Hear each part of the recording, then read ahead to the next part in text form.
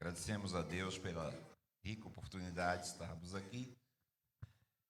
Louvamos a Deus pela vida do pastor Abraham Robson, sua esposa, irmã Norma, a toda a igreja do Senhor. Louvamos a Deus também pela vida do pastor Greg, nossa irmã Adna, nossos amigos particulares, que estamos juntos aqui esses dias. Glorificamos a Deus também pela vida João Paulo, pastor João Paulo, sua esposa Vanusa, todos os pastores, todos os irmãos. Nossa gratidão a Deus por estarmos mais uma vez reunidos para participarmos da Santa Ceia do Senhor. Queremos ler a palavra de Deus sem mais delongas. Evangelho segundo escreveu São Lucas, no capítulo de número 22. Evangelho segundo escreveu São Lucas.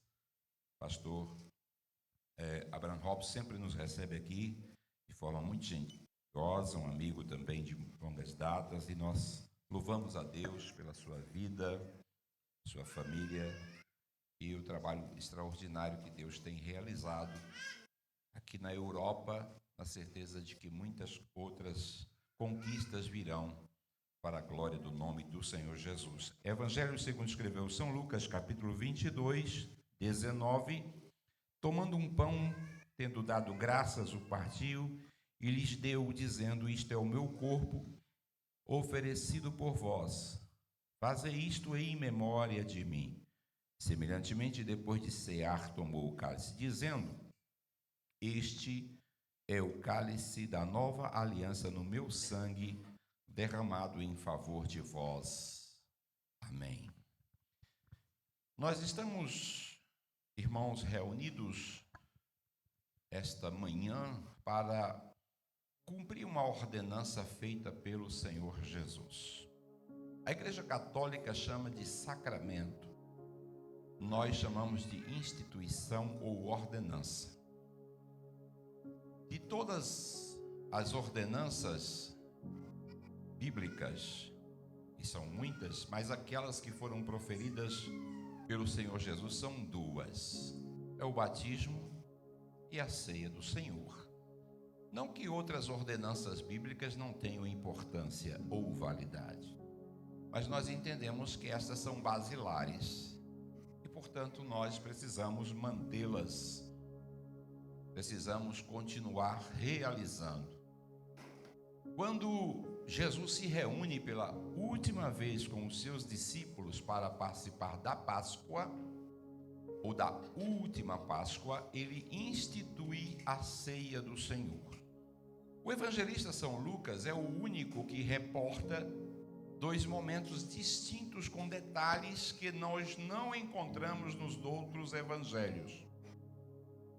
Tanto Mateus quanto Marcos e também João relatam o episódio da ceia, com exceção de João, que não fala da ceia, fala da Páscoa. Esses detalhes são complementares e nos ajudam a compreender melhor acerca deste evento. Aqui especificamente no Evangelho de Lucas, os versículos anteriores, do 14 ao 18, nós temos o registro da última Páscoa.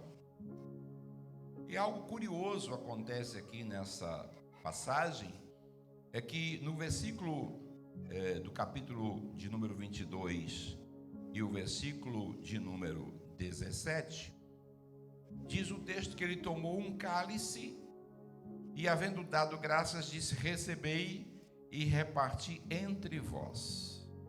E à frente nós lemos, no capítulo mesmo 22, que Jesus, no versículo 20, tomou o cálice, dizendo: este é o cálice da nova aliança. Então nós temos aqui dois cálices: o cálice da Páscoa e o cálice da ceia. Não é a mesma coisa. A Páscoa é uma festa prospectiva e a ceia é uma festa retrospectiva. Porque a Páscoa fala de algo futuro que viria. E quando Jesus realiza, está falando de um cumprimento profético e os discípulos estavam perante o Cordeiro de Deus que seria imolado. E é claro que Jesus agora vai inaugurar um novo tempo, onde a ceia passaria a ser conduzida, primeiro pelo próprio Jesus e depois pelos seus discípulos, como um memorial. É verdade que existem muitas compreensões sobre a ceia, e eu não vou entrar em detalhes, mas os irmãos, quando estudam, sabem.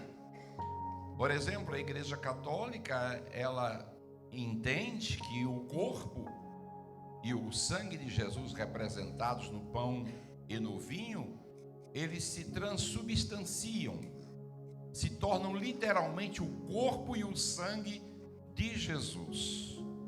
Talvez por um erro de interpretação, quando o Evangelho de João está registrado que Jesus disse: isto é a minha carne, e quem não comer da minha carne e quem não beber do meu sangue. Essas palavras ditas por Jesus foram interpretadas por eles de forma literal. Mas nós sabemos que a ceia é um evento simbólico, memorial. O próprio Jesus diz, o próprio Paulo na sua carta aos Coríntios capítulo 11, fazei em memória de mim. Por isso um memorial. Nós não vamos comer a carne e nem beber o sangue de Jesus. Nós vamos comer o pão e vamos beber o vinho, representativos do corpo e do sangue de nosso Senhor Jesus Cristo. Mas quando voltamos para esta reunião, que foi a última preparada pelos discípulos, e Jesus disse: desejei muito participar desse momento com vocês. A Páscoa levou 15 séculos, 1500 anos sendo celebrada, e aqui ela está sendo concluída, e dá início a um novo ciclo. Claro que essas festas, elas não são separadas, elas são interdependentes. É como se alguém passasse o bastão numa corrida de 400 metros, por exemplo, e aí o corredor vai passando o bastão de um para outro, mas o objetivo é que todos sejam vitoriosos, e ao final os 4 juntos estarão comemorando uma vitória, caso chegue em primeiro lugar. Então é uma passagem de bastão, mas que elas estão interligadas. Jesus então disse: desejei muito esse momento de estar com vocês, porque aquilo que os discípulos estavam vendo como se fosse algo inédito, Jesus já tinha visto isto na eternidade. No versículo, aliás, no capítulo 13 de Apocalipse, embora ali esteja falando das 2 bestas, mas ali tem um versículo interessante que diz que o cordeiro que foi morto antes da fundação do mundo, está lá. Ora, como é que o cordeiro pôde ser morto antes mesmo que o mundo fosse formado? Porque na presciência de Deus, ele já vira aquele momento. Eu sempre digo que Deus nunca foi surpreendido por absolutamente nada que tenha acontecido na história. Aliás, Deus já viu tudo que estará acontecendo nos próximos anos, nos próximos dias. Deus já registrou isso e determinou. E a gente sabe que não existe plano B em Deus. Deus só tem plano A. O homem pode ter plano B, plano C, alternativas, mas Deus nunca teve nada de improviso. Deus nunca teve que buscar uma saída de emergência. Sempre foi o plano original, o plano A. E no plano de Deus, o sacrifício de Jesus já estava previsto. Portanto, a queda do homem que aconteceu ali no Éden não foi algo que Deus se surpreendera. Ele já vira que o homem teria queda. Por isso nós temos uma profecia messiânica no capítulo 3 de Gênesis, versículo de número 15, quando o Senhor disse que da semente da mulher nasceria um que esmagaria a cabeça da serpente. Quando Jesus, então, estava oculto à visão de Adão e de todos os seus descendentes, estava oculto aos homens da velha aliança, mas já estava predito nas profecias messiânicas, porque mesmo que inconscientemente, esses profetas do Antigo Testamento falavam a respeito do Messias, falavam a respeito de Jesus. Em alguns momentos, por exemplo, de forma talvez enigmática, Jesus se revelou no Antigo Testamento. E como é que Jesus se revelava no Antigo Testamento? Através da teofania, através do anjo do Senhor, que apareceu a Abraão, que apareceu a Manoá, e em outras ocasiões, como o quarto homem da fornalha de fogo ardente. Era a teofania, era Jesus pré-encarnado que estava se revelando. Os judeus não entendiam isso, talvez para preservar a própria religião judaica, porque eles não compreenderiam como é que Deus pode ser trino, como é que Deus pode se apresentar em Pai, Filho e Espírito Santo, e ser um Deus único, mas distintos na personalidade. Portanto, para que eles não se tornassem politeístas, eu penso que Deus os estava preservando para não cair no paganismo, para não cair na idolatria. Era preciso que Jesus se encarnasse, tornasse homem, estivesse entre nós, para que esta doutrina fosse absorvida e esta compreensão ficasse clara na mente dos judeus. Mas na verdade que Jesus, depois de todo esse período profético, depois de longos séculos de espera, celebrando a Páscoa, eles estavam aguardando, quem sabe, o dia em que o Cordeiro de Deus seria imolado. Esta, sem dúvida, era a esperança dos profetas. Todos esses morreram sem ver a concretização desta promessa. Lá na carta aos Hebreus, no capítulo 11, e os últimos versículos vai dizer exatamente isso, que eles foram mortos sem ver a realização desta promessa, para que eles não fossem aperfeiçoados sem nós. Portanto, a promessa de Deus estava de pé, e ela se cumpriu milhares de anos depois, ou muitos séculos, digamos, depois, para que esta noite, ou nesta reunião, onde estavam ali os discípulos, Jesus pudesse se revelar e pudesse explicitar tudo aquilo que fora proferido pelos profetas da antiga aliança. E agora Jesus vai dizer: estou inaugurando um novo ciclo, estou instituindo a Santa Ceia, através deste simbolismo representados no corpo, e estava ali o pão representando o corpo, estava ali o sangue representando o seu sangue através do vinho, e Jesus disse: esta é uma nova aliança, é um novo pacto, é um novo testamento, é uma nova etapa da história que se inicia. E eles puderam participar pela segunda vez de um cálice. Primeiro cálice encerra o ciclo da Páscoa, o segundo cálice inicia-se o ciclo da Santa Ceia do Senhor. E nós estamos há quase 2000 anos celebrando a ceia do Senhor, mas ainda falta um terceiro ciclo acontecer, um terceiro cálice. Aí alguém disse: pastor, o senhor está criando uma heresia. Não, não estou falando de uma heresia, porque quando nós chegarmos lá, não será mais uma festa prospectiva e não será mais uma festa retrospectiva, será a realização final de uma festa chamada Bodas do Cordeiro. Não vamos mais tomar em memória dele, não vamos mais comer em memória dele, vamos participar em comemoração e celebração pela realização da maior de todas as conquistas esperadas por aqueles que foram lavados, comprados e remidos pelo sangue do Cordeiro de Deus. Mas enquanto ele não vem, nós estaremos nos reunindo até que ele volte. Não tem prazo de validade a ceia aqui. Enquanto estivermos, ela se renova constantemente. O prazo de validade no sentido de estarmos aqui, como eu disse lá na eternidade, será um cálice diferente. Hoje os pastores oram, consagram os elementos, os diáconos servem, mas naquele dia será diferente. Não haverá esse ritual, porque o próprio Senhor nos servirá.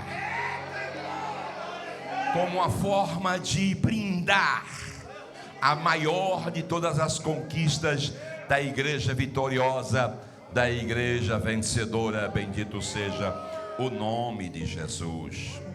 Mas, irmãos, quando nós falamos de um memorial, não é uma memória de tristeza. Não é como fazem as pessoas no dia 2 de novembro. Não sei se aqui em Portugal é a mesma data, quando as pessoas celebram o dia de finados. Aí vão aos cemitérios levar flores, acendem velas, fazem todo aquele ritual em memória de alguém que faleceu. Não é com esse ar de tristeza, não é com esse ar de angústia, de saudades. Pelo contrário, nós nos reunimos em memória do Senhor com a alegria e a satisfação. É a única festa onde as pessoas se reúnem para celebrar a morte de alguém com alegria e festa. Mas por quê? Mais importante ainda é saber que depois de sua morte, ele vai ressurgir ao terceiro dia. Porque se Jesus não tivesse ressuscitado, como disse o apóstolo Paulo, seria vã a nossa fé. Se nós esperássemos apenas desta vida, seríamos os mais miseráveis de todos os homens. Mas a nossa esperança está viva, porque Cristo ressuscitou ao terceiro dia e está sentado à destra de Deus Pai, intercedendo por nós nesse exato momento. Podemos dizer que o ministério profético messiânico encerrou, porque a Bíblia diz que a lei e os profetas duraram até João. E alguém disse, mas não existem mais profetas hoje? Dentro da configuração do Antigo Testamento como profeta messiânico, encerrou. O próprio Jesus disse isso. Entretanto, nós sabemos que a função de pastor também vai encerrar. Nós sabemos que a função de evangelistas, de mestres, de doutores, de apóstolos, vai encerrar. Todas essas funções nós devemos aproveitar para exercer com excelência, porque vai encerrar aqui esse ciclo. Não haverá pastores nos céus, não haverá evangelistas nos céus, não haverá profetas nos céus. Aí você diz, como assim, pastor? Porque lá todos serão semelhantes aos anjos, todos nós seremos servos, todos nós estaremos na mesma grei, estaremos na mesma sintonia como adoradores para cultuar e prestar ao Senhor a nossa devida adoração. Mas lá não haverá um púlpito reservado para as pessoas ilustres. A única coisa que eu entendo que a Bíblia registra é que lá haverá 12 tronos que serão reservados por algum objetivo que ainda não está muito claro, que só na eternidade saberemos, onde assentarão ali. Muitos entendem que serão os 12 apóstolos, outros entendem que serão os 12 líderes das tribos de Israel, ou representando os mesmos. Mas independente disso, eu não estou muito preocupado, porque a mãe dos filhos, a mãe dos meninos lá, o Zebedeu, ela ficou tão assim interessada nessa questão do trono, e queria que um filho ficasse assentado à direita e outro filho ficasse assentado à esquerda de Jesus. Imagine. E aí Jesus disse, você não está entendendo esse pedido? Será que eles estariam em condições de beber do cálice que eu irei beber? E ela ainda foi atrevida, disse, sim, eles podem beber deste cálice. E Jesus ainda de forma educadamente respondeu, isso aí não compete a mim, mas o meu Pai que estás no céu. Jesus saiu de uma forma assim sábia para não entristecer aquela mulher, porque tem pessoas que estão em busca de tronos, em busca de cargos, em busca de posições. Se não chamar para sentar no púlpito, tem gente que até se desvia, não visita mais a igreja, não volta mais ali, porque não colocou ele em destaque, em honra. Imagine no céu, lá no céu não haverá esses tronos, nós estaremos semelhantes, sem competição, sem disputa, sem busca de estrelas, sem busca de funções, porque a nossa função lá será adorar ao nosso Rei e Salvador Jesus Cristo. Nós sabemos que Jesus, ele exerceu 3 funções: a função de rei, a função de profeta e a função de sacerdote. Pois bem, se tem uma função que Jesus continua exercendo nesse exato momento, é a função de sumo sacerdote. E o que faz o sumo sacerdote? Ele intercede por alguém. Essa era a função do sacerdote, interceder por alguém.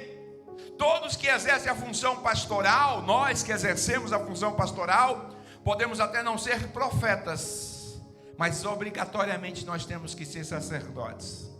Porque o que faz um pastor? Ele intercede pela igreja, ele intercede pelas famílias, ele intercede pelos doentes, ele intercede pelas autoridades, ele intercede pelos perdidos, ele intercede por missões, ele intercede por sua vida. Ou seja, a nossa função é intercessão constantemente. Essa doutrina da intercessão era tão interessante porque no tabernáculo havia um ambiente específico para intercessão, onde ali oferecia-se o incenso. Incenso fala de adoração e intercessão. E o Senhor respira a oração. Alguém diz assim: Deus se alimenta de alguma coisa? Sim, se alimenta. E alguém diz: como? Deus se alimenta de manjares feitos pelas mãos humanas? Não. Eu vi um pastor pregar isso e achei interessante. Claro que isso aqui é uma forma metafórica de dizer, porque Deus não precisa de alimentos. Mas na verdade Deus não se alimenta pela boca, Deus se alimenta pelo nariz. Porque a forma de alimentar Deus é através de aspirar aquilo que sai da boca dos seus adoradores. Quando nós o adoramos, quando nós intercedemos, quando nós buscamos, quando nós oramos, Deus está aspirando as orações, está aspirando o incenso que emana da igreja. Esta é a forma de você também receber força, energia, receber revigor, receber rejuvenescimento, para que nós possamos nos manter firmes diante do altar do Senhor. Então, se tem uma função que preserva ou que se mantém, é a função de sacerdote, porque ele continua intercedendo por nós diante do Pai. Ele poderia dizer: não preciso fazer mais nada, porque o maior sacrifício foi feito, a oferta maior foi realizada. Mas ele sabe das necessidades, sabe por quê? Na carta aos Hebreus diz que ele entende as nossas fraquezas, porque ele experimentou as nossas fraquezas. Ele entende as nossas dores, porque ele experimentou as nossas dores. Ele entende as nossas tristezas, porque experimentou as nossas tristezas. Ele se fez homem, e para tal ele compreende perfeitamente a situação de cada pessoa aqui presente. Eu vou me arriscar a dizer uma coisa que talvez alguns possam até não compreender. Às vezes tem pessoas que vê alguém abatido e triste e entende que, porque você é um crente, tem que ser um super-herói. Mas você é um crente, você tem que sorrir o tempo todo. Você é um crente, você tem que se divertir, se alegrar o tempo todo. Como se nós não fôssemos humanos e não tivéssemos tristezas. Ora, a gente olha na Bíblia que Jesus chorou. Pelo menos em 3 ocasiões distintas, a Bíblia diz que Jesus chorou. E ele não chora de alegria, ele chora de tristeza. Quando ele viu que os seus próprios irmãos lhe rejeitaram, ele olha para Jerusalém e chora e diz: quantas vezes eu quis vos ajuntar debaixo das minhas asas, como uma galinha junta os seus pintainhos, e vós não quisestes. Jesus chorou de tristeza ali, não foi de alegria. Isso mostra que Jesus era 100% homem, 100% humano. Quando eu vejo alguém querer pregar e dizer: não, o crente que está demonstrando sinais de tristeza é porque não tem um Espírito Santo, é porque... Eu pergunto: Jesus não tinha? Se ele, como filho de Deus, padeceu dor, tristeza, você e eu não estamos isentos. E não existe nessa história dizer super crente, super homem. Nem mesmo na história de quadrinhos ou no cinema o Superman. Pode até existir na fantasia da cabeça de alguns, mas o homem real é diferente. O homem real se fere, o homem real se corta, o homem real chora. Quando Jesus está ali na cruz do Calvário, ele não estava morrendo e sorrindo da dor. Ele estava se comportando como um homem normal. E quando você vê Jesus falar na cruz, foram 7 palavras proferidas por Jesus no alto da cruz. Você sente nas palavras de Jesus um tom carregado de tristeza, ao ver aqueles que poderiam recebê-lo, mas o rejeitaram e o levaram à cruz. Claro que Jesus não está morrendo decepcionado e frustrado. Não, Jesus não estava frustrado e nem decepcionado. Ele estava triste ao ver a rejeição dos seus próprios irmãos, dos próprios judeus, que não o quiseram, que não o receberam.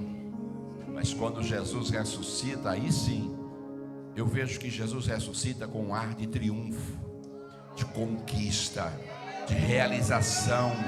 Como diz o salmista, ele verá a obra das suas mãos e ficará satisfeito. Mas para chegar à obra concluída e de satisfação, ele passou por agruras, dores e sofrimento. Muitas pessoas querem a conquista, querem a celebração, querem a festa e querem o sucesso. E não compreendem que para se chegar a essa escalada do sucesso, vai passar por muitas dores. As dores do crescimento. Crescimento tem dor. Para se chegar ao sucesso, tem dor.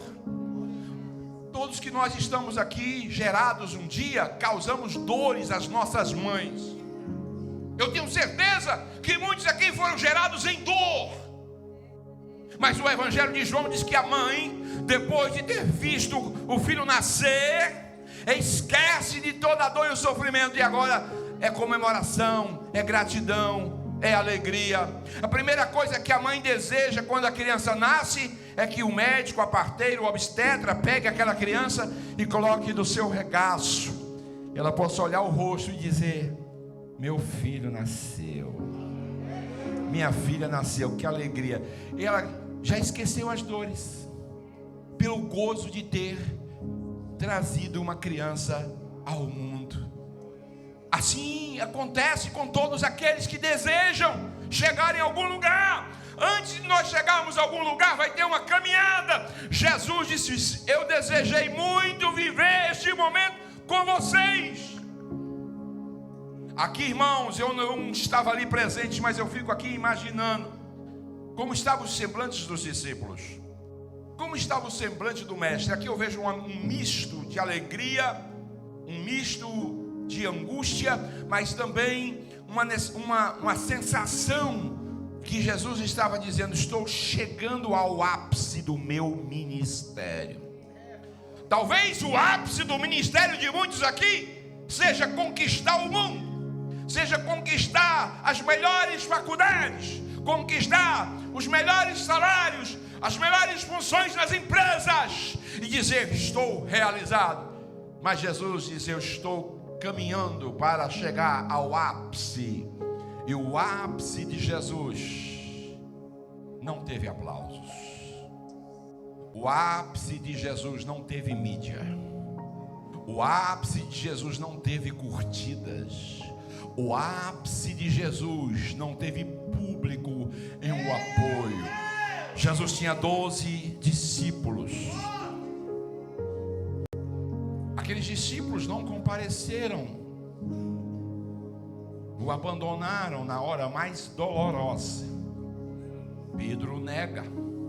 Os outros, talvez entristecidos com medo de serem presos, recuam e ficam distantes de Jesus. Só um permanece. Na dor, poucos ficam ao nosso lado. O texto de Salmo estava lendo ainda hoje pela manhã. Acordei umas 6 e pouco da manhã, estava lendo. No livro de Salmo diz assim: meus amigos e meus propíncos se afastaram da minha chaga. Quando alguém está chagado, quando alguém está ferido, poucos se solidarizam, poucos vão ver, Paulo estava numa masmorra, na prisão, e ele disse: me abandonaram, os meus amigos próximos, companheiros de ministério, nem sequer vieram me visitar. Mas é impressionante que em meio a estas dores do sofrimento do ministério do apóstolo Paulo, ele vai escrever uma das cartas mais poderosas, mais personalizadas, mais intimistas e mais impactantes para nós, que é a carta aos Filipenses, quando ele diz: posso todas as coisas naquele que me fortalece. Não tinha ali a presença de Timóteo, não tinha a presença de Tito, mas tinha a presença do Espírito Santo lhe confortando naquela masmorra. Não era uma prisão qualquer, era no subterrâneo, num lugar escuro, não tinha energia, não tinha lâmpada e nem tinha claridade, úmido, fétido e um lugar totalmente inóspito para a sobrevivência humana. Mas ali Paulo estava sendo inspirado por Deus para escrever uma das cartas mais impactantes que está nas nossas mãos. Você se alegra quando lê esta carta, mas não imagina as dores e o sofrimento de quem a escreveu. Jesus disse: desejei muito participar convosco desse dia, mas ele sabia que quando saísse dali, iria enfrentar as horas mais dolorosas da sua vida. Depois que Jesus foi condenado para ser crucificado, o período de crucificação levou 6 horas. As 6 horas mais agonizantes, mais extremas que o ser humano pudesse enfrentar. Começa às 9 da manhã e vai até às 3 da tarde. E é impressionante, porque quando você lê lá no livro de Atos, capítulo 3, diz que os apóstolos vão ao templo a hora da oração, a hora 9, que é 3 horas da tarde. Por que eles iam a hora 9, 3 horas da tarde? Porque 3 horas da tarde era a hora do sacrifício. Tem muita gente: é a hora do sacrifício da oração. Não é isso não. Aquela hora do sacrifício, às 3 horas, era a hora em que o cordeiro era imolado. Era sacrificado exatamente 3 horas da tarde. E o cordeiro perfeito de Deus estava na cruz. E quando deu 3 horas da tarde, ele vai clamar dizendo: está consumado. Está quitada a dívida humana. Pai, nas tuas mãos entrego o meu espírito. Sabe o que acontece? Paulo, na sua carta aos Colossenses, diz que naquele momento a cédula, a promissória, que era contrária a nós nas suas ordenanças, ela foi cancelada, ela foi rasgada, a nossa dívida foi executada no Calvário. E quando a dívida foi cancelada, ele diz: estou abrindo um novo caminho através do meu sangue. O que está acontecendo aqui é resultado do cancelamento da dívida, é resultado da conquista de Jesus no alto da cruz. O diabo não teve que celebrar. Alguém disse que o diabo comemorou como? Eu acredito que os demônios, o inferno bateu em retirada. Eles tentaram de tudo para que Jesus não fosse para a cruz. Mas Jesus disse: eu vim para esta hora. Até mesmo discípulos de Jesus foram usados pelo diabo para que ele não fosse para a cruz. Faça isso não, morre não. Aí Jesus disse: Pedro, eu vi Satanás cair do céu, e ele ainda pediu para cirandar por você, mas eu roguei ao Pai, porque ele não ia aguentar passar na peneira do diabo.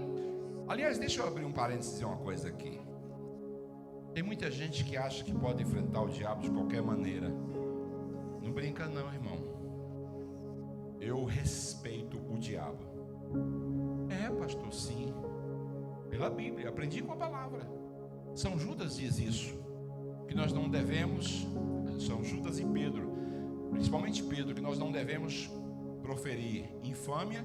Se o arcanjo Miguel teve esse cuidado quando debatia acerca do corpo de Moisés, e ele não proferiu nenhuma difamação, mas isso apenas o Senhor te repreenda. E Pedro diz que tem muitos que agem como brutos irracionais, falando coisas que não entendem, contra autoridades. Porque você gostando ou não, eu gostando ou não, o diabo é uma autoridade, e o próprio Miguel sabe disso. Portanto, não se deve afrontá-lo, porque tem gente que fica convidando, chamando. Eu nunca na igreja chamo, eu sempre disse, se ele entrar aqui, ele entrou de ousado, ninguém chamou ele. O que ele vem fazer nessa nossa reunião? Ele não é bem-vindo, mas tem gente que fica chamando, invocando. O que eu invoco aqui é o Espírito Santo. O que eu chamo aqui, eu clamo é a presença de Jesus. E se ele vier, a gente vai expulsar, porque ele não é bem-vindo aqui. Sempre é bem-vindo o Espírito Santo.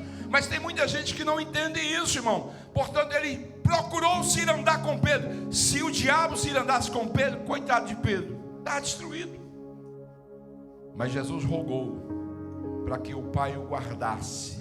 Que oração maravilhosa, porque Deus protegeu a Pedro, senão ele não estaria aqui na Santa Ceia do Senhor. Você está aqui hoje porque o Pai rogou. Aliás, o Filho rogou ao Pai, porque muitas vezes, às vezes você não sabe, mas o diabo tentou se andar.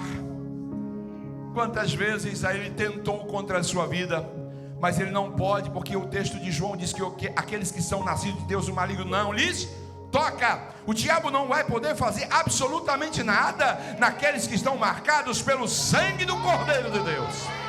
Ele respeita as marcas do sangue.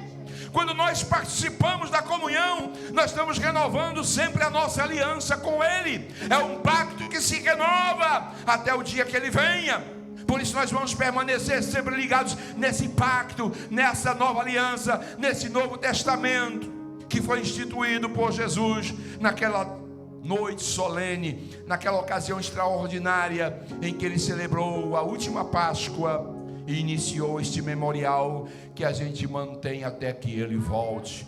Que o Senhor nos dê a sua graça, meus irmãos, para que sejamos guardados e protegidos, que o diabo não tenha poder de se andar sobre a vida de ninguém.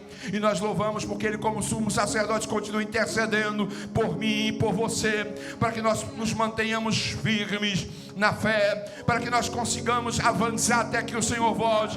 Que a sua graça seja abundante sobre a nossa vida, que o Espírito Santo continue em nos impulsionar a vivermos esta esperança viva, mesmo em dores e lutas, mesmo que você passe por dificuldades, mas Ele prometeu estar conosco todos os dias até a consumação do século. O Espírito Santo nos guiará, nos fortalecerá, nos orientará e nos ajudará até aquele dia do encontro, quando nós estaremos para sempre com o Senhor. Que Deus nos ajude e nos guarde no seu amor, e que o Espírito Santo continue falando o melhor aos nossos corações. Amém.